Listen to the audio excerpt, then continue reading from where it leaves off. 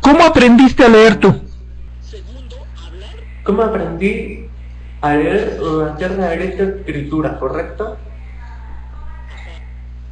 Sí.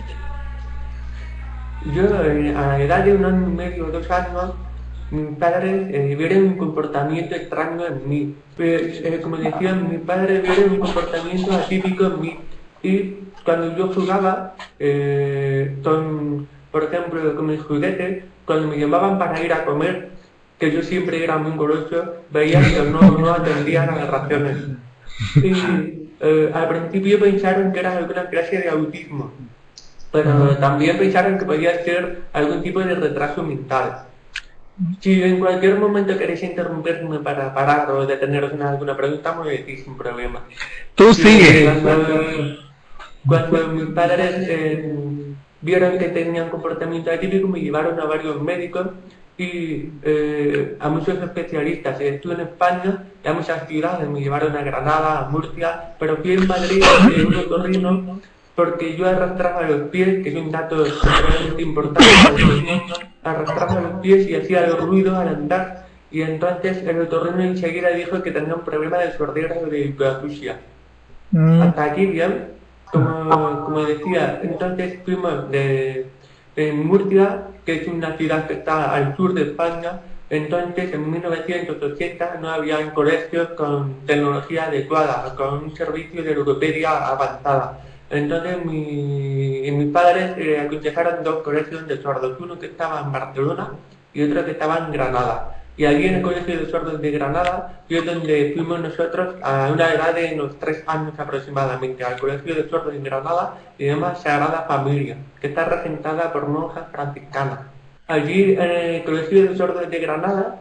Una pregunta. ¿Qué tanto utilizas tú el lenguaje de signos? La pregunta... Ahora el lenguaje de signos. ¿No? Ahora no. ¿Te sirvió? Ahora... ¿Cómo? ¿Te sirvió? Me sirvió muchísimo porque el lenguaje de signos tiene la plataforma o la base de apoyo al lenguaje oral. Y sin el lenguaje de signos probablemente no hubiera conseguido aprender a hablar, porque era el vehículo de comunicación entre las monjas logopedas y yo. ¿Me expliqué? Sí, pero te pregunto, a ver, va con calma. Te pregunto, ¿de alguna forma tú recomiendas que aprendan primero el lenguaje de señas? Yo recomiendo que aprendan el lenguaje de signos, pero también depende del tipo de pérdida auditiva, que hay que estudiar de forma individual el caso. Y no es lo mismo que tenga una hipoacusia profunda que tenga una hipoacusia leve. Entonces, la cuestión es individualizar el caso.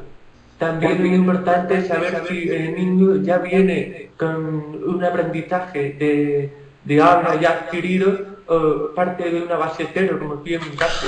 Entonces, si ya tiene una base de habla adquirido, probablemente no necesite aprender el lenguaje de signos, y a esto se le suma que no tenga una pérdida auditiva severa. Pero si parte de una hipoacusia profunda y no tiene ningún tipo de experiencia de habla, yo considero que es imprescindible el lenguaje de signos.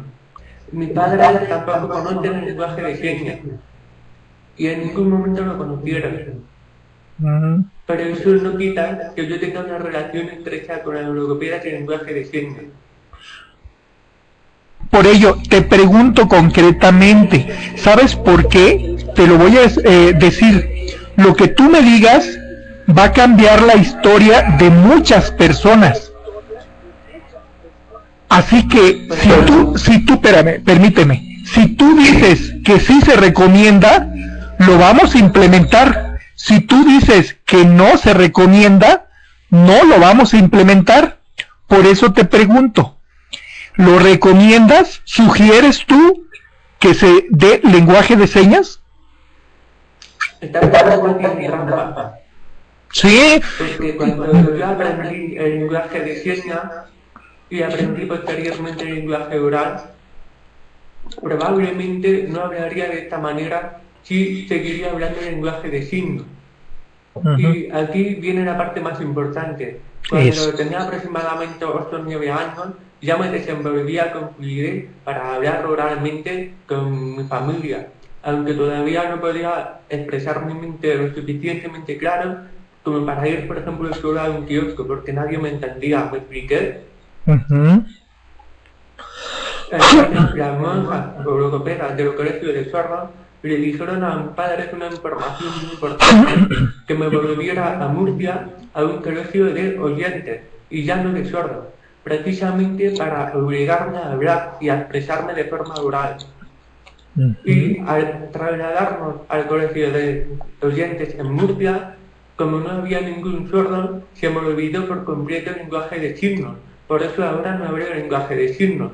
Pero aunque fue una decisión difícil y traumática trasladarnos de un colegio de sordos donde yo me sentía cómodo e integrado a un colegio de oyentes donde fue bastante traumático, precisamente esta decisión ha hecho que solamente me quedara otra opción que expresarme oralmente. Probablemente si me hubiera quedado en el colegio de sordos no hubiera desarrollado como he hecho la fluidez de expresarme oralmente, porque me hubiera sentido más integrado con los sordos en nuestro lenguaje de signos. No sé si me expliqué. Muy bien, y te pregunto, otra pregunta, la segunda. ¿Tú recomiendas integrar al alumno?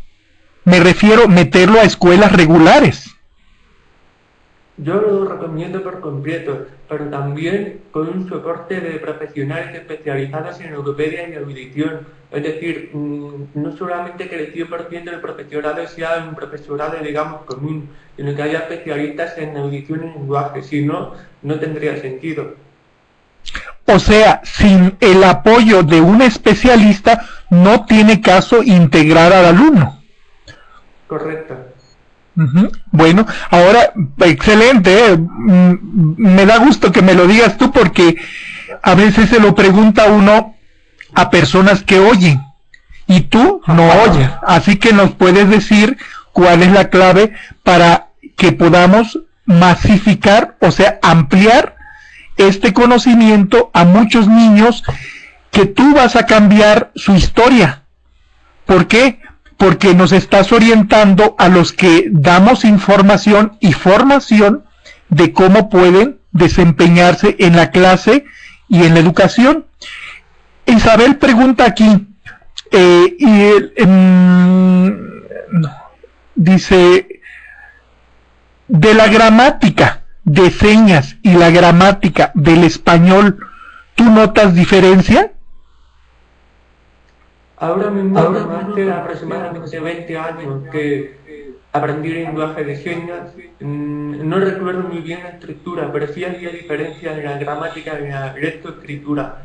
Que quiero matizar la afirmación que he hecho antes de que el lenguaje de señas, al final, como resumen o como conclusión, yo diría que como punto de apoyo de inicio es imprescindible para adquirir el lenguaje oral, pero una vez desarrollado el lenguaje oral, probablemente no solamente sea no necesario, sino a lo mejor incluso pueda ser perjudicial, porque la verdadera historia de mi caso no es una historia a nivel técnico, cómo aprendí a hablar, sino a un nivel social o de integración, cómo pude yo integrarme en un mundo de oyentes, dejando, digamos, a un lado el alumnado sordo. Yo he tenido muchos compañeros sordos que estaban muy cómodos entre ellos mismos, hablando el lenguaje de señas, algunos de ellos con menor pérdida de audición que yo, y precisamente, digamos que hay un obstáculo psicológico, porque a algunos sordos les resulta muy traumático pensar que pueda integrarse en un mundo de oyentes donde los niños se pudieran reír de él por su habla y por su no entendimiento en la comunidad. ¿Me expliqué?